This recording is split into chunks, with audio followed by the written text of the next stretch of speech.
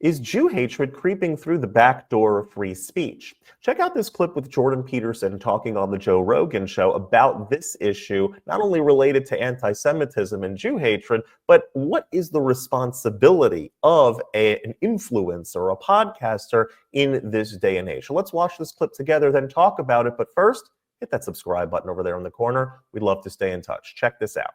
And so this is like, I can really see this starting to happen on the right. Like, I've been tracking psychopathic behavior on the right for probably 4 years, something like that, especially on the anti-Semitic side, because that's really where it reared its head first. And why is that? There's nothing more annoying than a successful minority. Right. Now, that's part of it. And I might as well get myself in trouble right away, too. Yeah, for sure. Well, this is a real subject. Well, so, it's a real terrible subject. It's interesting because if you don't criticize it enough, you're compromised. If you criticize, it's like, when it comes to anti-Semitism, like, it's one of those things where you can't separate. It's a religion, and it's also a race, and it's also a government. Mm-hmm. That's where things get weird. Right. And then there's also the concept of intelligence agencies and compromise that also gets attached to it, the manipulation of world markets and money, and there's a lot to unpack. And then there's regular Jewish people. Have nothing to do with that. Well, the Jews, too, they're very successful. Yeah. And so what you would expect from a purely statistical point of view is you'd expect them to be overrepresented at the extremes. They're also a walled garden, right? Meaning? Meaning it's very difficult to join.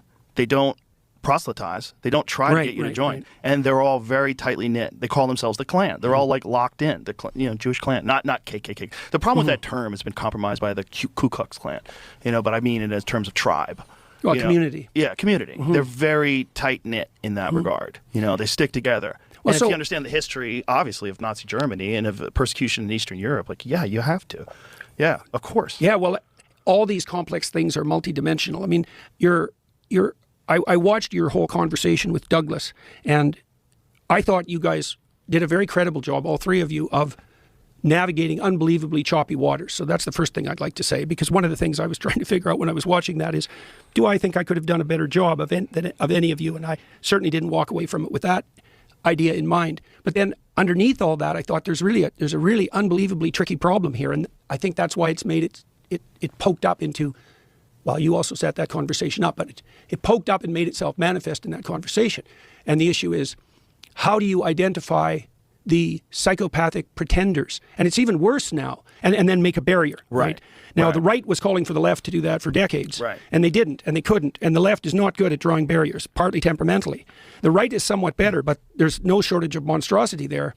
And so then the question is, how do you draw the line? And that's kind of what because I've been watching these they're not right-wing, these psychopathic types manipulate the edge of the conservative movement for their own gain. And a lot of that's cloaked in anti-Semitic guys. There's plenty of anti-Semitism on the left too, by the way. So it's not unique to the right. Well, particularly now. Yes, particularly now. And so, you've let your curiosity guide you, your curiosity and your desire for knowledge, this quest, You've let that guide you as a podcaster. And by the way, I'm trying to work through exactly the same sort of thing.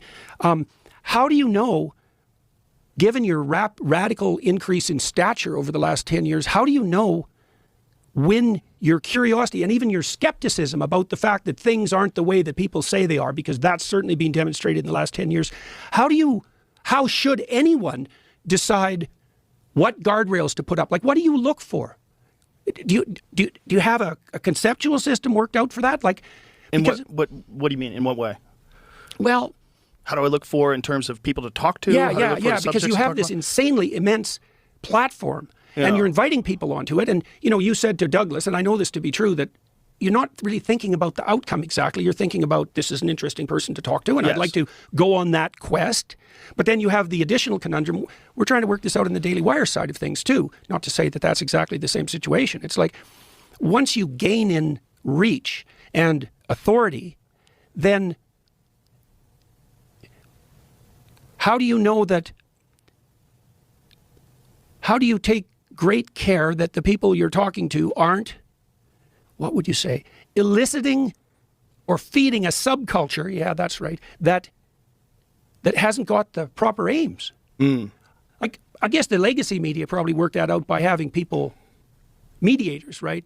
and guests. And that was also back when we could rely on the structures of authority in some sense to filter.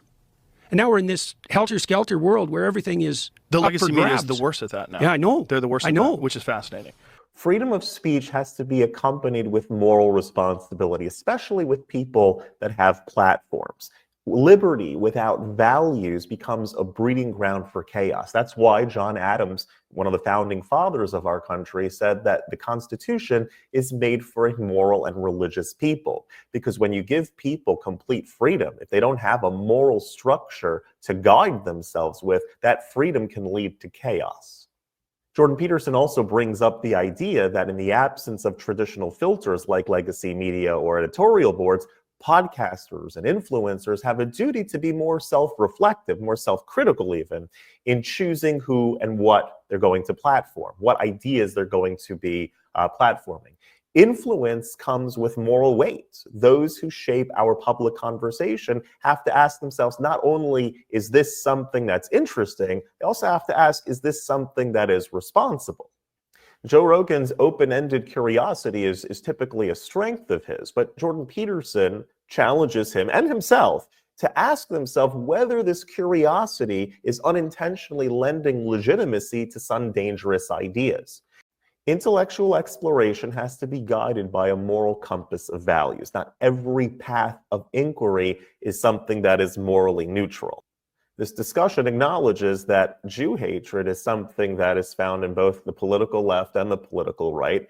Evil knows no boundaries, no political boundaries, and it needs to be called out wherever it exists. If you like this content overall, hit that subscribe button over there in the corner. We'd love to stay in touch. Take care.